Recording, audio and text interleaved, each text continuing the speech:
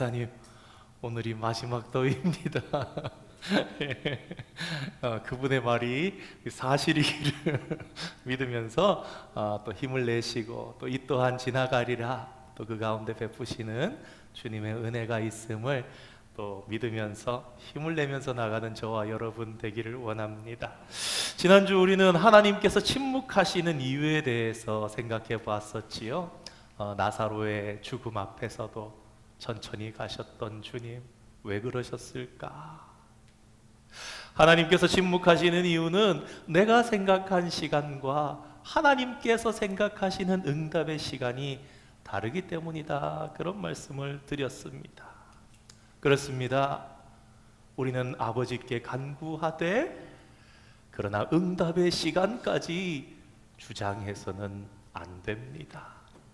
왜냐하면 우리 하나님은 좋은 하나님이시기 때문에 최고의 때에 우리가 생각한 것보다 더 좋은 것으로 우리에게 응답하신다는 것을 기억해야 합니다. 그래서 지난주에 이렇게 결론 내렸지요. 하나님께서 침묵하실 때에는 어떻게 하느냐? 기다려라. 하나님께서 침묵하실 때 그러면 기다리기만 하면 되는 것일까요? 좀 더 말씀이 있었는데 또 너무 길면 무더운 여름에 힘드실까봐 나눠서 오늘 두 가지를 더 생각해 보기를 원합니다. 둘째로, 하나님께서 침묵하실 때 어떤 이유일까? 하나님께서 침묵하시는 두 번째 이유는 하나님께서 침묵하심으로 우리로 하나님께 귀를 더 기울이게 하신다라는 것입니다. 하나님께서는 우리에게 응답만 해주시는, 우리로부터 멀리 떨어져 계신 분이 아니십니다. 역사를 뚫고 시간과 공간을 뚫어서 이 땅에 친히 오셔서 우리와 함께 사시고 우리를 구원하신 그분께서는요, 우리와 밀접한 관계를 맺고 살기를 원하시는 우리의 참 아버지이십니다. 명절에 출가한 자녀가 찾아오면 부모는 참 기쁘고 좋습니다. 설이나 추석에 좋은 차 타고 와야 하는 거 아니잖아요. 아들, 딸이 오기만 해도 아이고 우리 딸 고생 많았지, 아이고 우리 아들 이렇게 성공했구나. 그렇게 한번 대입해서 생각해 봅시다. 우리 주님도 우리와 멀리 있기를 원하지 않으시는 거예요. 와서 안부도 물어보고, 옛날 생각하면 아랫목도 한번 만져보고 불 뜨끈하게 잘 들어오나? 장롱 한번 열어보는 거예요. 아이고 우리 어머니 계절별로 옷이 좀 있으신가? 냉장고 한번 열어보고 잘 잡수고 계시는가? 마사지도 해드리면서 아이고 아버지 어머니 어디 요새는 아픈 곳 없으세요? 지난번에 허리 안 좋다 그러더니 허리는 좀 어떠세요? 하면서 어디 몸이 축나지는 않으셨는지 직접 눈으로 확인해보고, 아이고 지난번 보내드린 약은 왜 안 드셨어요? 잔소리도 좀 해보고, 이러는 것을 좋아하고 이런 것을 사는 맛이라고 우리 한국에서는 그렇게 살지 않았습니까? 마찬가지입니다. 우리 주님이라고 어찌 안 그러시겠습니까?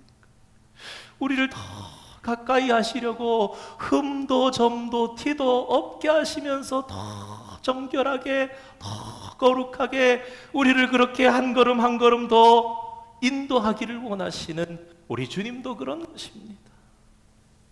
우리가 한 말씀만 해주십시오 라고 외칠 때 주님은 야, 그 문제는 언제 해결될 거야, 그러니 걱정하지 말아라 하면서 큰 소리로 말씀해 주시면 어떻게 되겠습니까? 우리는 그저 이렇게 멀찍이서 하나님의 그 큰 음성만 듣고는 알았습니다 대답하고는 그냥 계속 사는 겁니다. 하나님과 가까이 나아가지 않는 거예요. 그래서 우리 주님께서는 말씀하실 때 때로는 들릴 듯 말 듯 속삭이실 때도 있다, 그것입니다. 하나님의 음성이 들립니다. 야, 그래서 내가 언제 응답하냐면, 그런데 자꾸 목소리가 작아져. 속삭이시면 예 주님 뭐라고요? 잘 안 들립니다. 잘 안 들립니다. 그러면서 주님 앞으로 더 가까이 나가.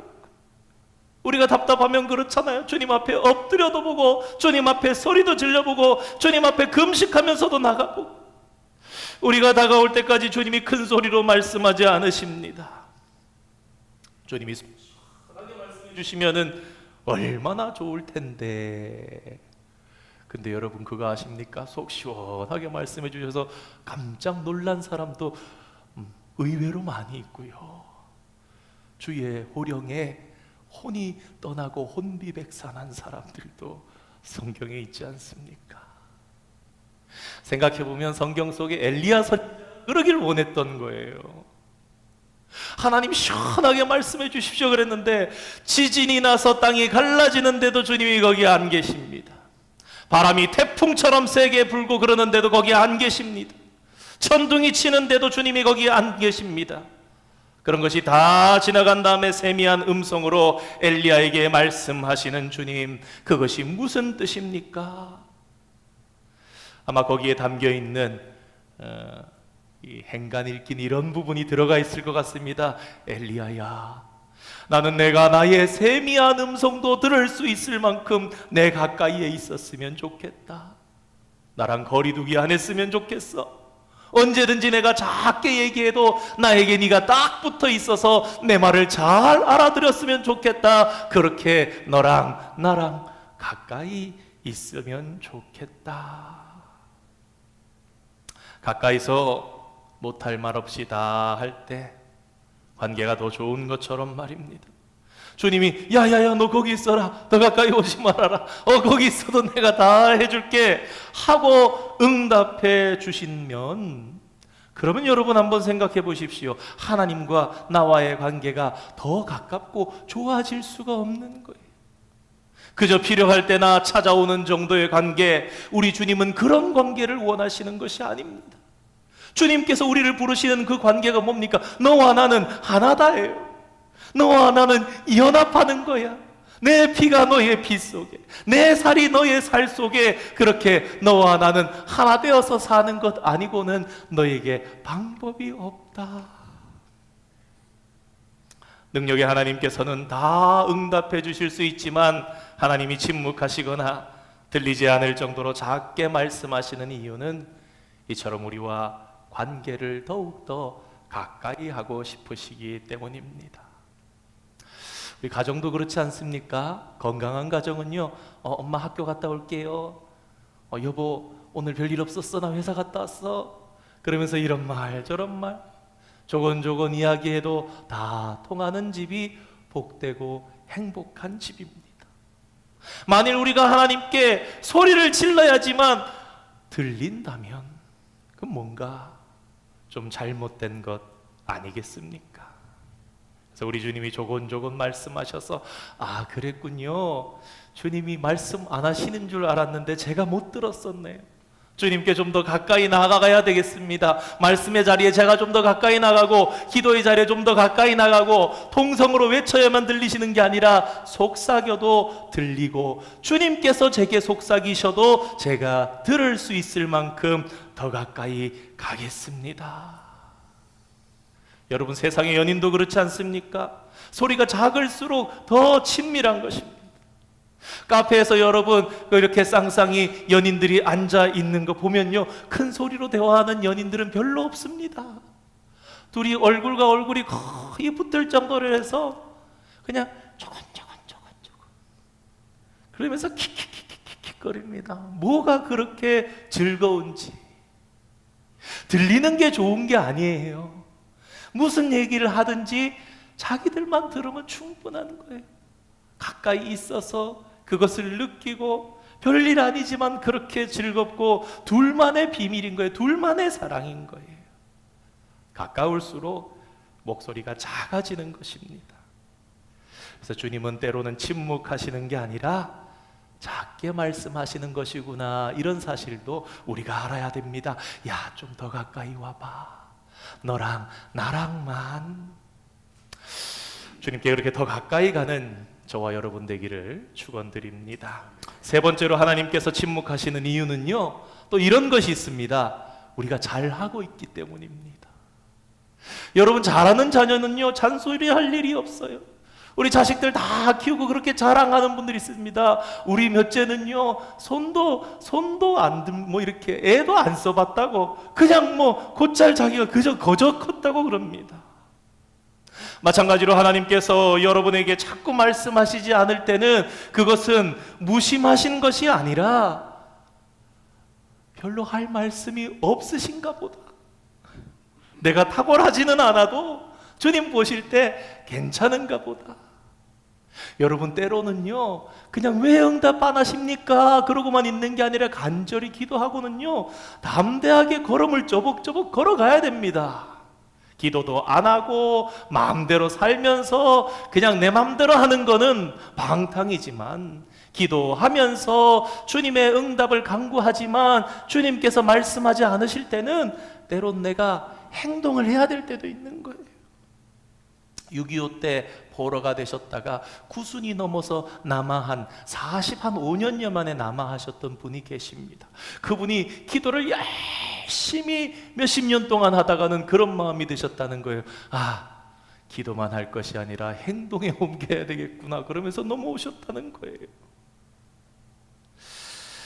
내가 잘하고 있기 때문에, 나를 믿고 신뢰하기 때문에 그러실 수 있다라는 것입니다.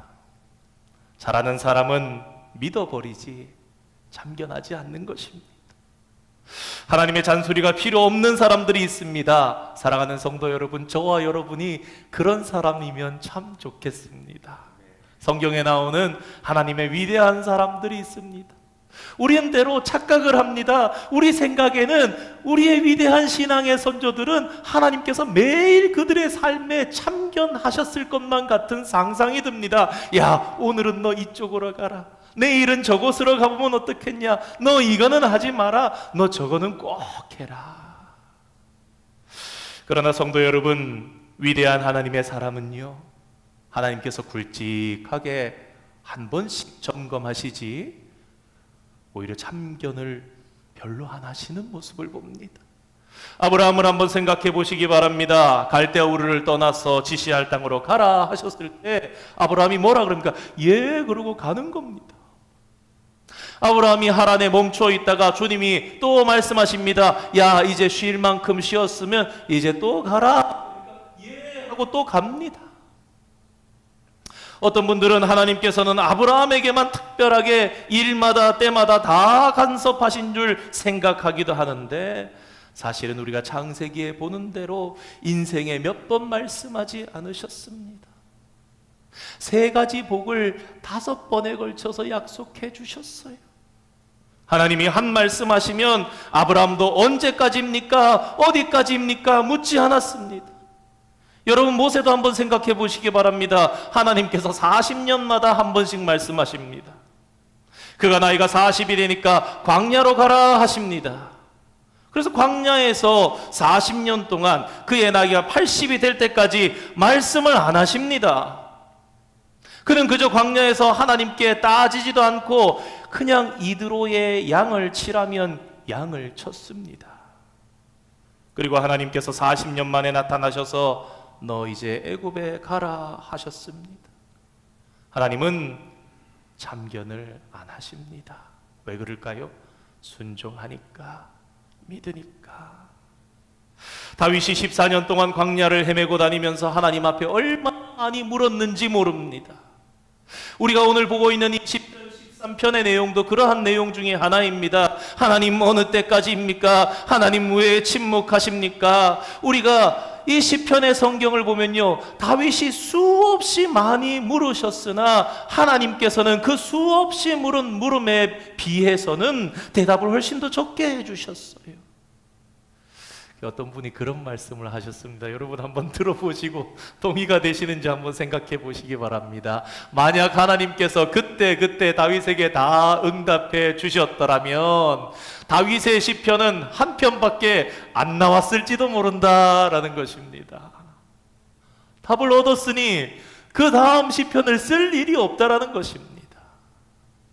여러분, 그가 73편의 시편을 쓸 수 있었던 것은 침묵하시는 하나님께 다윗이 계속해서 물으며 기도했기 때문이었던 것입니다.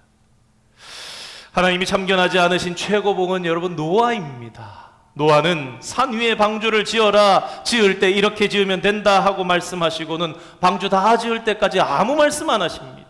120년 동안 성경에 노아가 그렇게 지어서 잘못되었더라, 하나님이 아이고 이 사람아 가르쳐준 대로 지어라, 너는 오늘 또 연장을 잘못 들고 왔네, 오늘은 치수가 안 맞는다 하는 말씀이 없습니다. 왜 그렇습니까? 노아는 그저 지으라 하시는 대로 믿고 순종했기 때문에 하나님이 참견할 일이 없었다라는 것입니다. 다시 말해서 하나님의 침묵은 침묵이 아니라 노아를 향한 하나님의 신뢰였던 것입니다. 창세기 6장 9절 말씀에 그는 당대의 완전한 자라 하나님과 동행했다라고 했고, 노아는 그때 그러나 노아는 하나님께 은혜를 입었더라, 그렇게 성경은 기록합니다. 다시 말해 하나님께서 참견할 일이 없을 정도로 하나님 앞에 신실했던 사람, 그만큼 완전히 믿어주셨기에 잔소리가 필요 없었던 사람입니다. 하나님께서 저와 여러분을 향해서 야, 난 너를 믿어, 내가 지켜봐 왔어, 간섭할 일이 없구나, 널 보면 잔소리하고 싶은 마음이 없단다, 그렇게 말씀해 주신다면 저와 여러분이 얼마나 영광스럽겠습니까? 그러므로 때로는 하나님께서 침묵하심이 나를 어마어마하게 믿어주고 계시는 거구나, 담대하게 기도하시면서 담대하게 주를 의지하시면서 한 걸음 한 걸음 묵묵하게 나아가시는 여러분들 되시기를 축원합니다. 마지막으로 하나님의 침묵은 하나님께서 일하는 중이시라는 뜻입니다. 여러분 그렇잖아요. 기도하면 하나님께서 일하십니다. 하나님께서 침묵하실 때 하나님이 일을 안 하시는 것이 아니라 하나님께서 침묵하셔도 우리를 향해서 일을 하시는 거예요. 내 앞에 하나님이 내가 하나님 앞에 기도했는데 하나님이 한 말씀도 없다면 그럴 때는 저와 여러분이 이렇게 생각했으면 좋겠습니다. 지금 내 기도의 응답을 위해서 하나님께서 열심히 일하고 계시는구나. 재밌게 생각해보면 때론 답답하셔서 이렇게 말씀하실 수도 있을 것 같습니다. 야, 너 좀 가만히 좀 있어라. 내가 하나님이지 네가 하나님이 아니지 않냐. 움직이지 말고 좀 가만히 있어라. 기도했으면 좀 기다려라. 내가 하나님이다. 내가 일 좀 하자. 일하고 있는 나를 자꾸 불러내지 말고, 일하고 있냐고 물어보지 말고 의심하지 말아라. 그러실지 모릅니다. 하나님의 침묵은 그러므로 나를 위해 하나님이 일하고 계신다는 의미이기 때문에 오늘 1절 말씀에 여호와여 어느 때까지니까 나를 영원히 잊으시나이까 주의 얼굴을 나에게서 어느 때까지 숨기시겠나이까 라고 했던 다윗이 하나님의 침묵이 갖는 의미를 깨닫고 난 뒤에 결국은 5절 6절 말씀에 이렇게 고백하는 것을 보게 됩니다. 우리 본문 5절 6절 두 절 한번 함께 읽고 말씀을 정리하려 합니다. 읽겠습니다. 시작. 나는 오직 주의 사랑을 의지하여 싸우니 나의 마음은 주의 구원을 기뻐하리이다. 내가 여호와를 찬송하리니 이는 주께서 내게 은덕을 베푸심이로다. 아멘. 사랑하는 성도 여러분, 하나님께서 침묵하시든지 혹 하나님께서 말씀하시든지 큰 소리로 말씀하시든지 작은 소리로 내게 말씀하시든지 하나님께서는 우리의 물음에 다 응답하시는 분이십니다. 가장 좋을 때 말씀하시고 응답하십니다. 더 좋은 때를 기다리고 때로는 하나님께서 일부러 침묵과 흡사한 작은 소리로 말씀하셔서 우리로 더 가까이 귀를 대라 다가오라 그렇게 우리를 그리워하시고 우리가 기도한 것을 이루기 위해서 지금 이 순간도 하나님께서는 열심히 일하고 계신다는 사실을 믿는 저와 여러분 되기를 원합니다. 그러므로 이제 우리는 하나님의 침묵을 인생 가운데 만날지라도 이렇게 고백할 수 있는 멋진 성도가 되었으면 좋겠습니다. 하나님, 하나님께서 내 안에 일하고 계심을 이제 알게 되었습니다. 절대적으로 하나님을 신뢰하고 기도하면서 염려하지 않고 기뻐하면서 주님의 때를 기다리겠습니다. 그렇게 주님께 성숙한 마음으로 말씀드리면서 주님의 기쁨이 될 수 있는 저와 여러분 되기를 주님의 이름으로 축원드립니다. 우리 변찮는 주님의 사랑과